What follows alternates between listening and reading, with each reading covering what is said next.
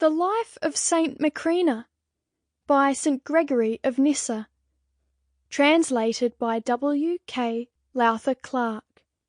Narrated by Sarah Bacaller. To the Monk Olympus. Introduction. The form of this volume, if one may judge from its heading, is apparently epistolatory, but its bulk exceeds that of a letter, extending as it does to the length of a book. My apology must be that the subject on which you bade me write is greater than can be compressed within the limits of a letter.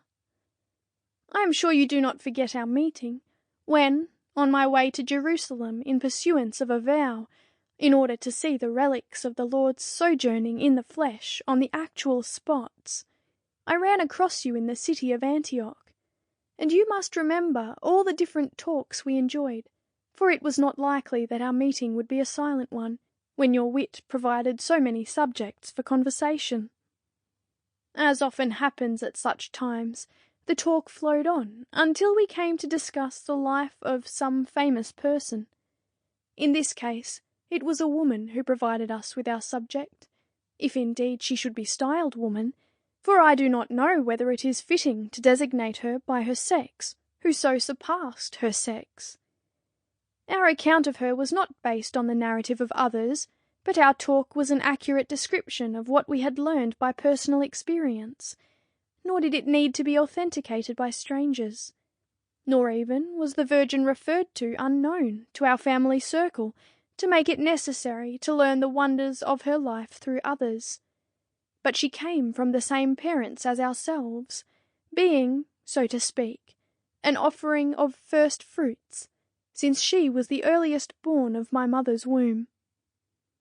As then you have decided that the story of her noble career is worth telling, to prevent such a life being unknown to our time, and the record of a woman who raised herself by philosophy to the greatest height of human virtue, passing into the shades of useless oblivion, I thought it well to obey you, and in a few words, as best I can, to tell her story in unstudied and simple style.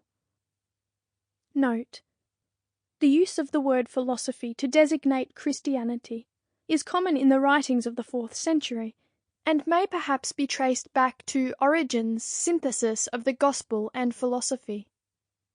It is employed in a twofold sense, of the Christian religion generally, and of asceticism in particular. Macrina's parents. The Virgin's name was Macrina. She was so called by her parents, after a famous Macrina some time before in the family, our father's mother, who had confessed Christ like a good athlete in the time of the persecutions. This, indeed, was her name to the outside world, the one used by her friends. But another name had been given her privately, as the result of a vision before she was born into the world. For indeed, her mother was so virtuous that she was guided on all occasions by the divine will. In particular, she loved the pure and unstained mode of life so much that she was unwilling to be married. But since she had lost both her parents, and was in the very flower of her youthful beauty, and the fame of her good looks was attracting many suitors, there was a danger that, if she were not mated to someone willingly, she might suffer some unwished-for violent fate, seeing that some men, inflamed by her beauty, were ready to abduct her. On this account she chose for her husband a man who was known and approved for the gravity of his conduct, and so gained a protector of her life. The birth of Macrina. At her first confinement she became the mother of Macrina.